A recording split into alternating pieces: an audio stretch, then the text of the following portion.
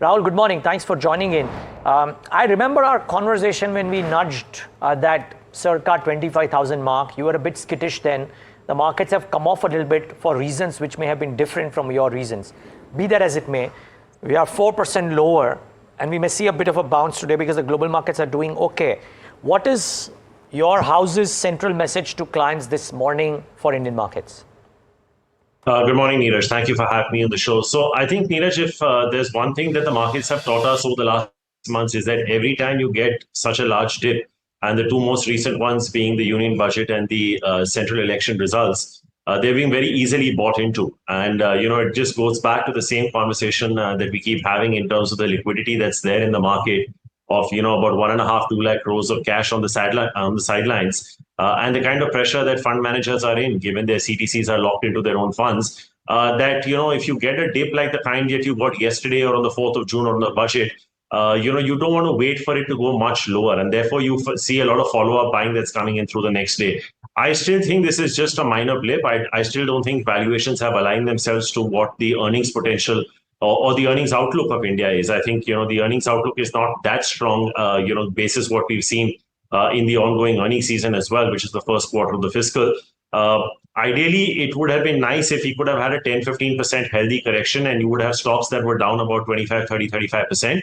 But I think at least, Neeraj, the one good part is that a lot of the market that was seeing excesses, that's where the valuations are coming off also in a material fashion, whether it's autos, defense, capital goods, EMS players, consumer durables and electricals. I think that's where you're seeing the maximum pullback, chemicals. So that's a bit heartening to see that where the excesses were there, they're pulled back. But I still think that, we really can't call this a correction either. I mean, it's as you very rightly pointed out, it's only 4% at a 25,000 Nifty. For it to make a meaningful dent, it would need to be 10-15%. But I think this might be very easily bought into is my sense.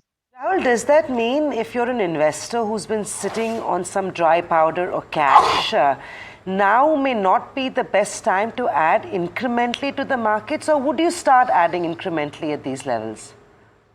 No, so I think, Samina, the point is, what could make the market fall from here? I mean, you survived 2 wars, you survived a 5% inflation, you got a bit of a hiccup on the election day, you had the increase in capital gains taxes, and yet you're at a 25,000 Nifty.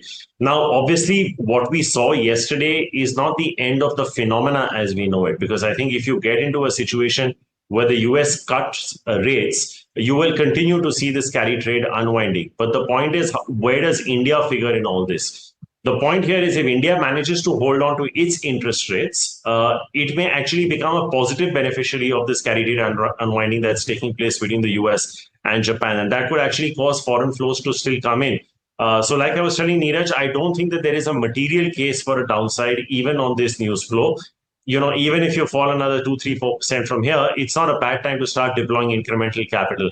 Not necessarily on the manufacturing, defense, and automotive side, but I think there is still some pockets of the market that are starting to show value. But I would use yesterday's lows to start nibbling in a little bit and average on the way down. Rahul, good morning. Tamanna here as well. When you're saying nibbling in a little bit, are financials looking exciting? Because through our conversations yesterday, even when the market was looking like it's in a tough spot, the commentary coming in was that financials are actually now well poised from an Indian perspective. So what are your favorites there? So I think, Tamanna, you're absolutely right. I think the only pocket of the market that's exuding value at an aggregate level has been BFSI. The market's been waiting for this sector to rally in a material way, but that's not happening in a very aggressive way. Yes, HDFC Bank has pulled on from the lows that it hit earlier this year by about 20-25%. But I think valuations are still not out of whack. I think if you look at, say, an ICICI Bank, that's probably the most expensive banking stock in India today at about 2.5 times. Axis would be shy of that. IndusInd would be at about 1.5. And the elephant in the room on the public sector side, which is State Bank of India, would probably be trading at about 1.6 times. Yes, there is still a fight for incremental deposits, and you're seeing, marginal deposit rates rising, and you're therefore going to see a little bit of pressure on net interest margins. But I think progressively, as you look at the back end of this year, say, the Jan to March quarter that the RBI was to go in for a rate cut, I think that you might see if people are looking at banks as a 1 to 2 year investment, this might be the best place to buy. Apart from some of the names that I listed, I think even from the mid-cap space, if you look at Federal Bank, now that a change of guard has been announced and the market has liked it, that looks like an interesting play.